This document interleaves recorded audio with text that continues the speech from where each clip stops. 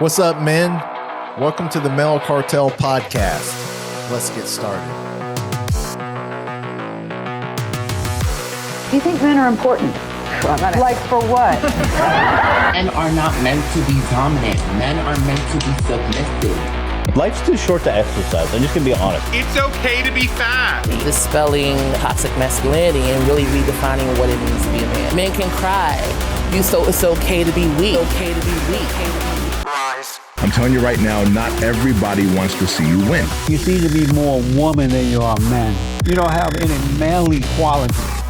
You give them this message that it's okay to be a man. It's not okay, it's necessary. How are we going to do without men? You look around the city here, you see all these buildings go up, these men, they're doing impossible things. It ain't about how hard you hit.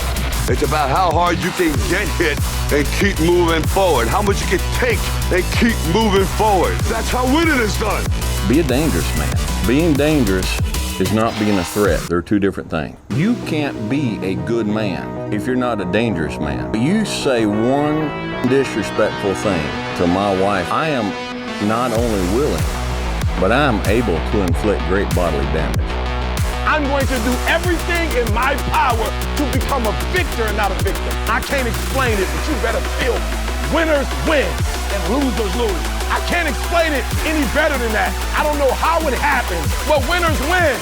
And if you create a culture of losing, if you keep being a victim, if you keep letting losing happen to you, if you keep letting people do you and treat you any kind of way, it's going to become a culture. What's the matter with you?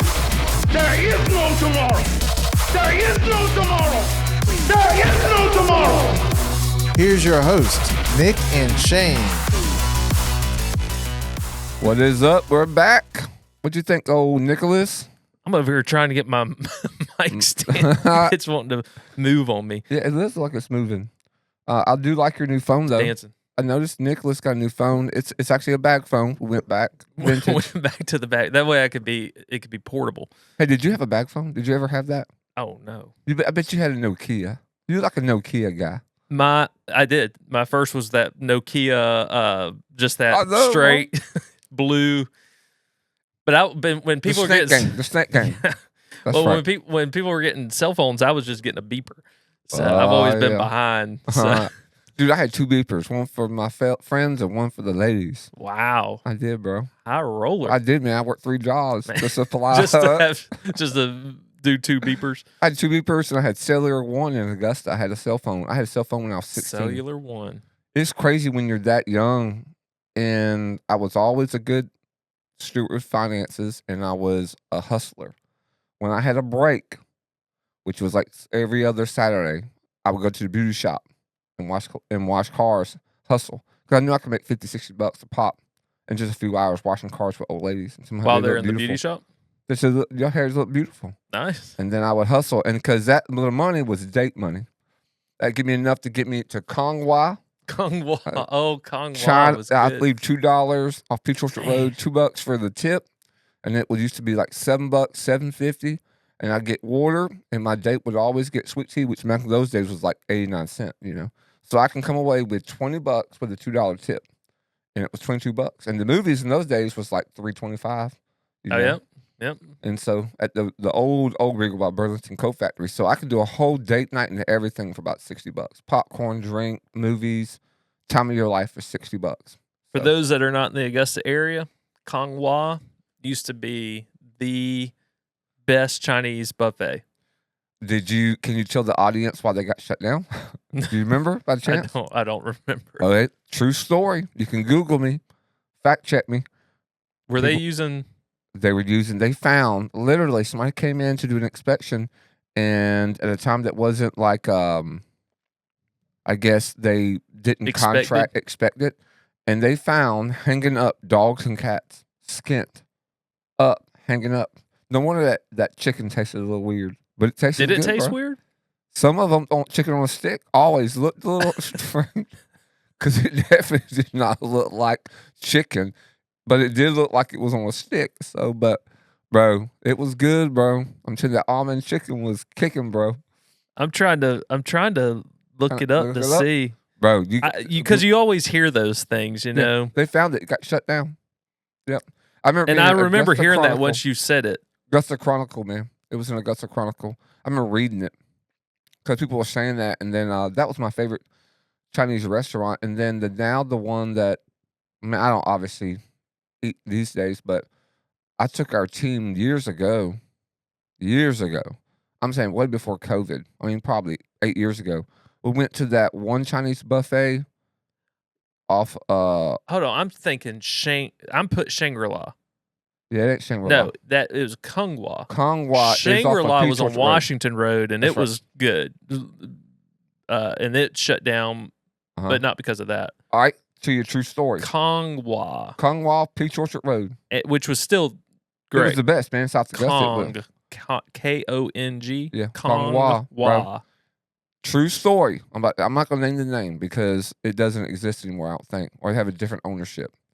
But I used to love Shangri-La, bro. You and I used to eat there all the time. Yep. Back in the day.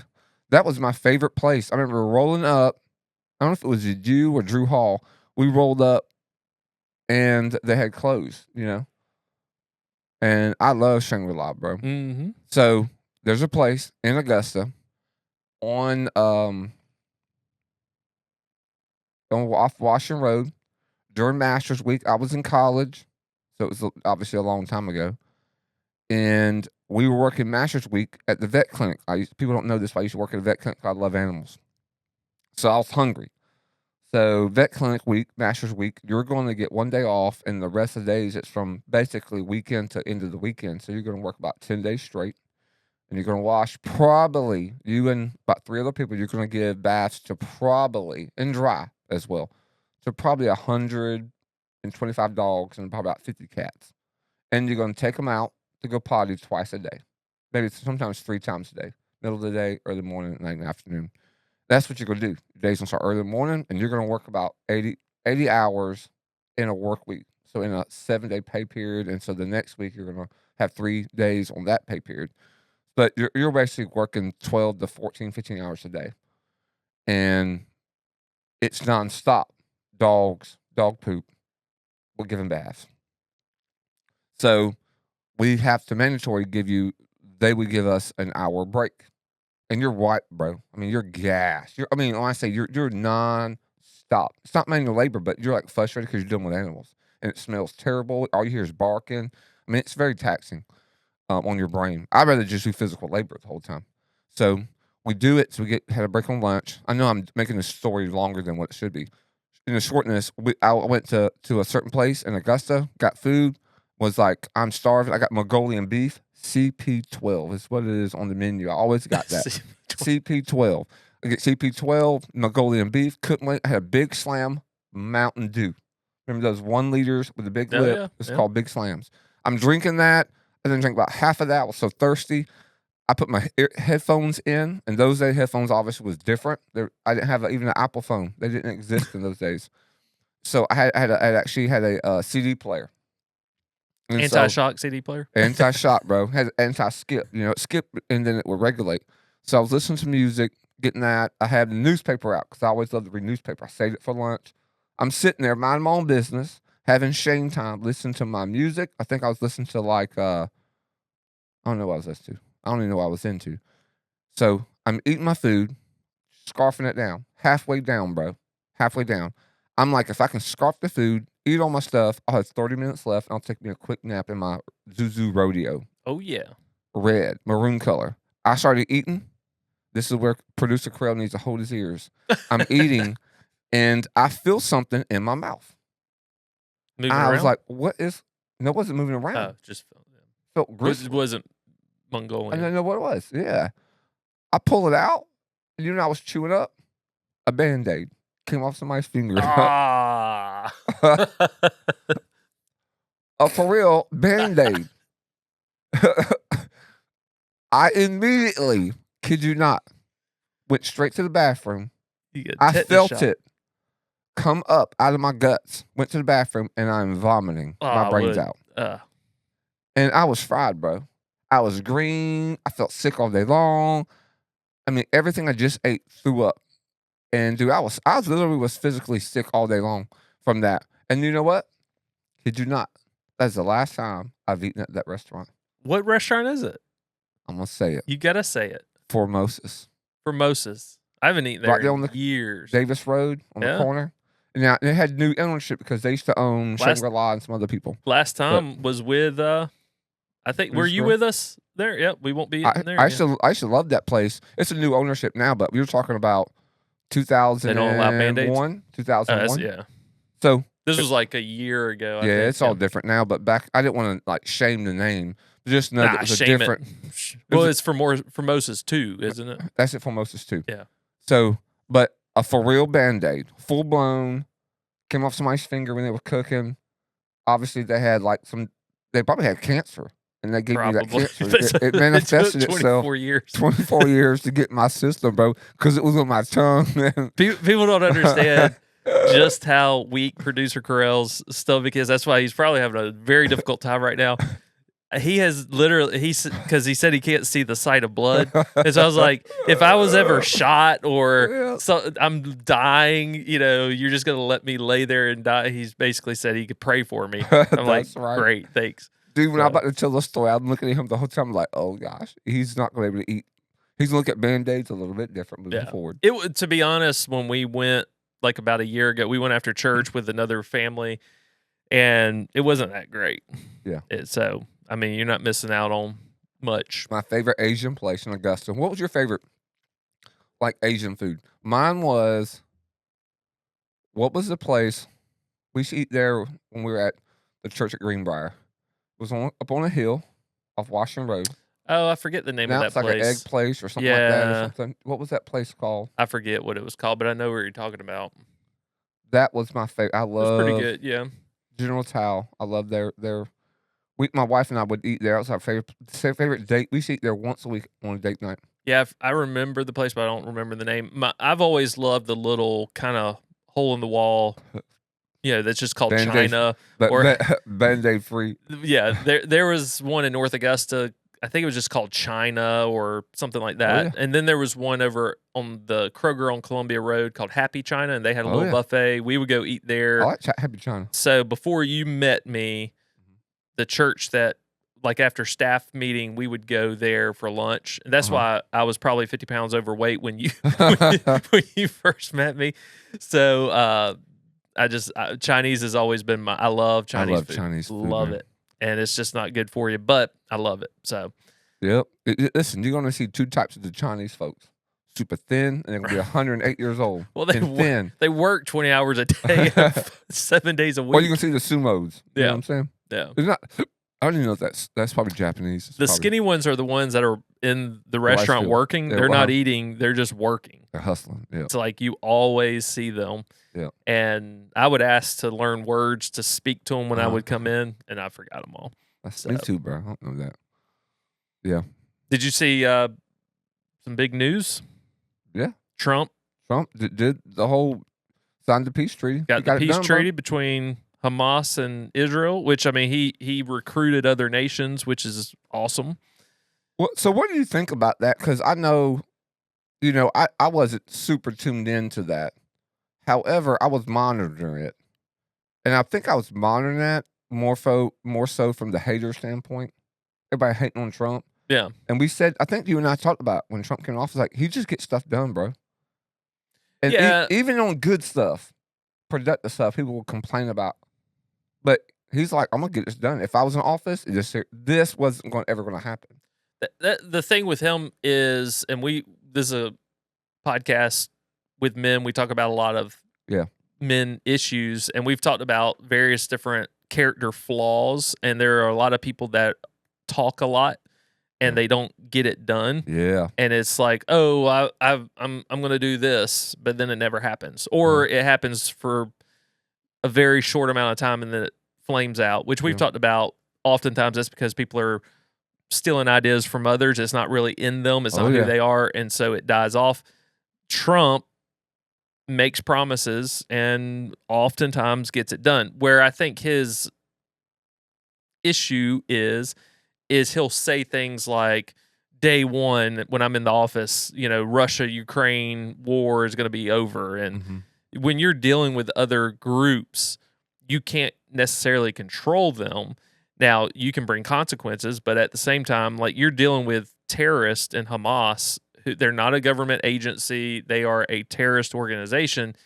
And if they're dead set on killing people, then it's hard to negotiate with those type people. Yeah. So when you go like, I'm going to have this done within the first week or whatever, that's where you hurt yourself. But he is a great negotiator. And what's been cool is seeing some of the Democrats who would oppose him come out and give him praise. Yeah. And then you've got the group who are the more career protesters who are not happy. They're already saying, they're moving the goalposts, going, basically until Israel has no land and they're destroyed, we're not going to rest. And so there's just those hateful groups. But it's good to see people actually giving credit where credit is due, even if it's just a little bit. Yeah. We know Trump is not perfect and he gets things wrong. And there's still questions over things that even like Charlie Kirk was, starting to raise, and he was pro-Israel and loved the Jewish people. And, there's still questions of like how that started. And, did they have stand down orders for 6 hours? And so, there's always like a bunch of questions that pop up and conspiracy theories, but hopefully we know it won't be lasting peace because we know what the scriptures say, but it's peace right now. And the innocent children and stuff in Gaza, not that Israel's just going in and, they could drop a nuclear bomb. Like, they could just indiscriminately bomb buildings and they try to do it surgically, and yet there's always going to be collateral damage. And that's from anybody.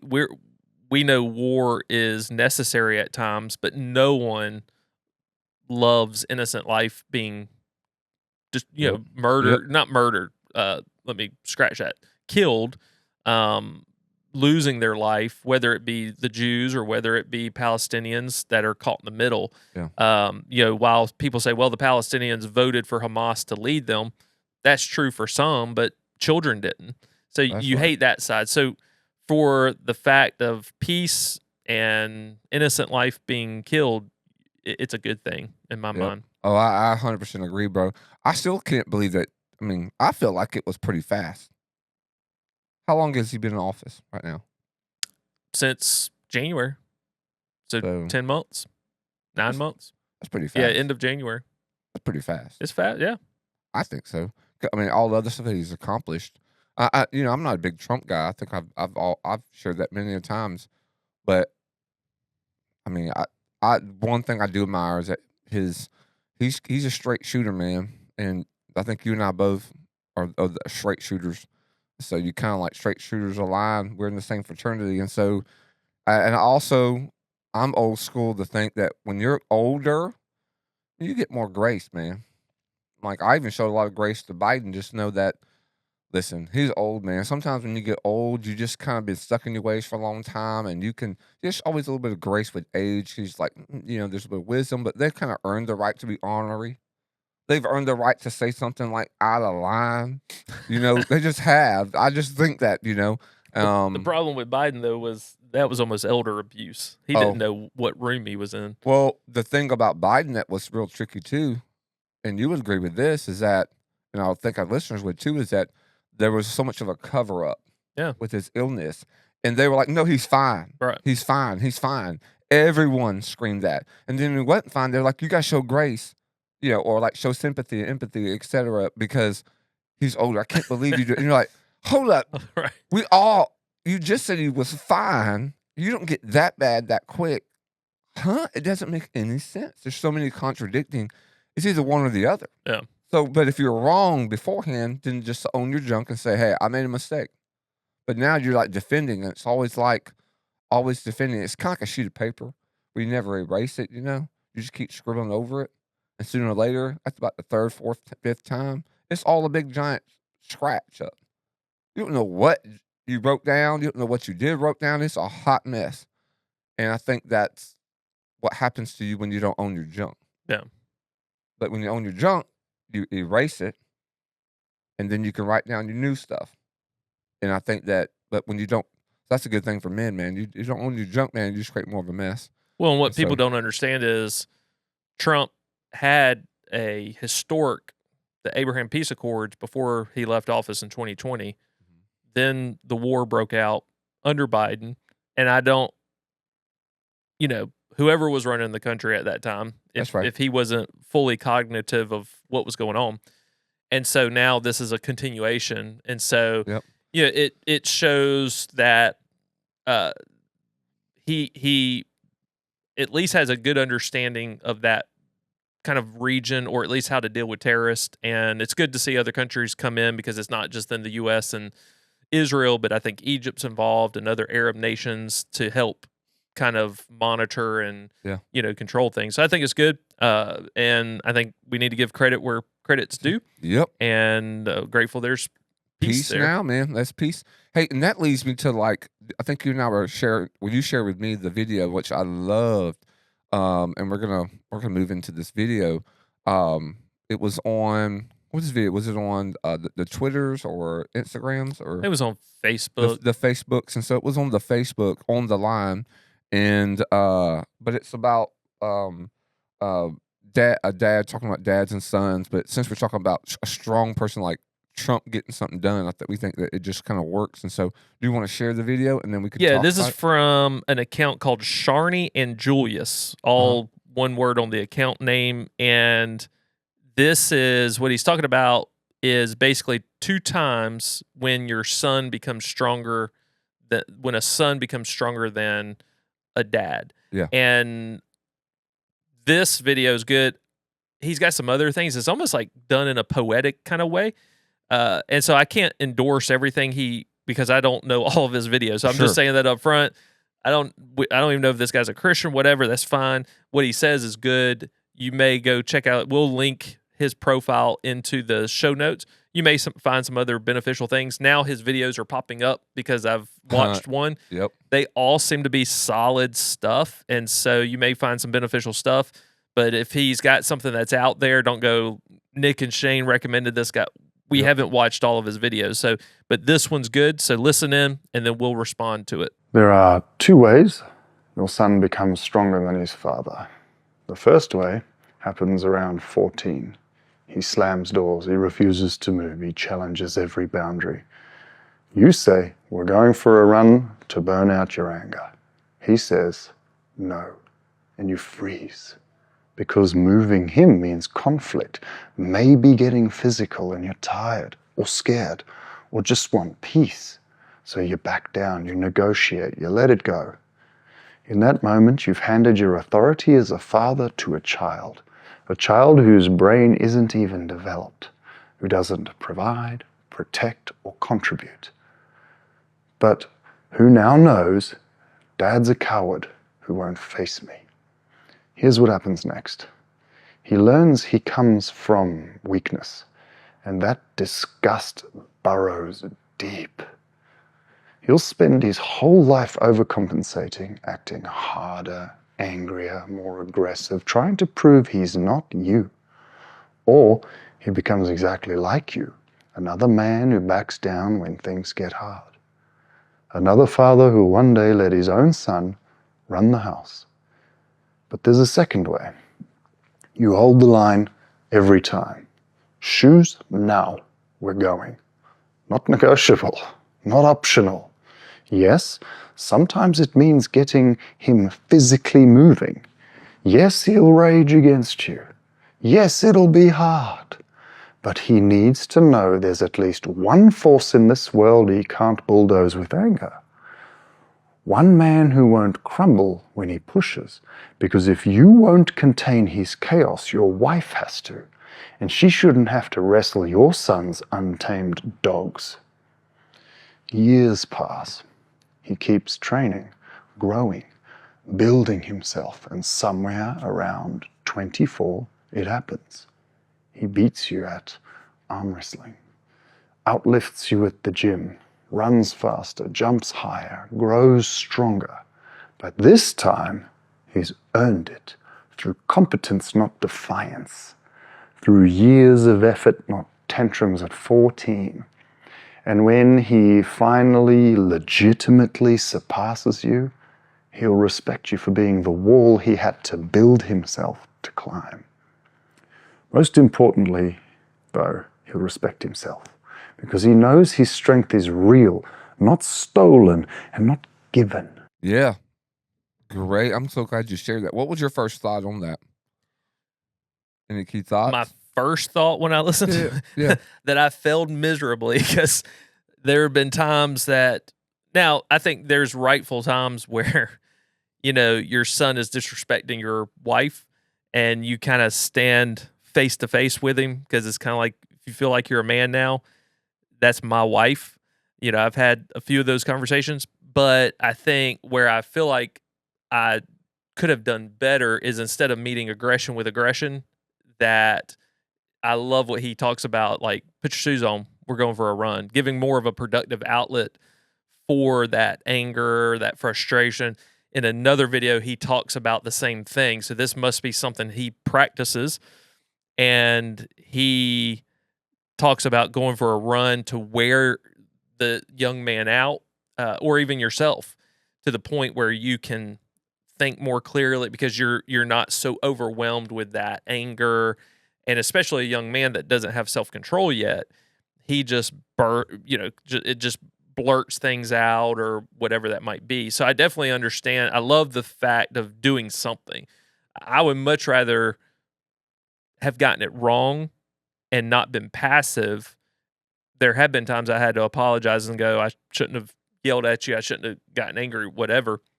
I'd rather do that and be active and engaged than not. And that's why I love what he's talking about, the dad being engaged, not putting on your wife to control your son's dogs, That's right. Uncontrolled dogs. So those were my kind of initial thoughts when I shared that with you. Yeah, I feel like I had an edge in parenting because I had children when my firstborn, I was 33 years old. So if I had kids when I was, say, 25, I would have done probably 85% wrong. And I think just being in ministry at that point, I was already been working with young people for 10 years. I mean, it was like 11 years already. Pretty seasoned at that point, over a decade. Got beat up by ministry. I've learned a lot about teenagers, a lot of books, a lot of watching, parental fails. I keep a log. I'm a coach at heart. So, and so I think for me, we do that. I even do that with young people. Oftentimes, even football players, people, I try to get you from, if you're a 10 emotionally, like you're just off the chain, I can't control you, I'm going to get you to do some type of movement. If I feel like I am like beside myself and I'm about to lose control, I immediately go outside my backyard. I've always done this. Say always done this. I mean, when I say always, I'm 48 now. So I've done this probably in my late 20s. I would do that even when I was alone and I would have like lustful thoughts in my head. Instead of like being trapped up in my brain thinking about like, obviously like things that were like nudity and stuff when I wasn't married, I just went out and I would shoot hoops, go for a run 3 miles, and my brain would be completely different. Yeah. I felt like if I would eat food and not be hungry, and if I would go wear myself out, I wouldn't think about anything, and I wouldn't, it would totally change everything. So emotionally, if I feel like I'm like, I'm right now about to blow my top, I go outside, I remove myself from the situation. I go outside my backyard, pick up dog poop, just piddle around, calm down. Sometimes I'll do push-ups and just get my mind right, and just stay busy. And then I'm pretty rational after that. So like we make our sons go run around the cul-de-sac. They get emotional. I put my kids in the corner, make them think about their actions and stuff. But as far as my first thought, when he said the words, hold the line. And I was like, yes. You've got to like hold that line, because you're teaching discipline with your kid. Yeah. And so if you're super passive, and so I would rather you be more aggressive than be passive in that. Because if you're raising boys, I mean, if you had an error on the side, I'm gonna always err on the side of aggression because boys have testosterone and they're gonna, I'd rather you just be all in like that than to be super passive. Because then you're gonna make him more feminine. And he's gonna have children, and it's just gonna be not a good thing.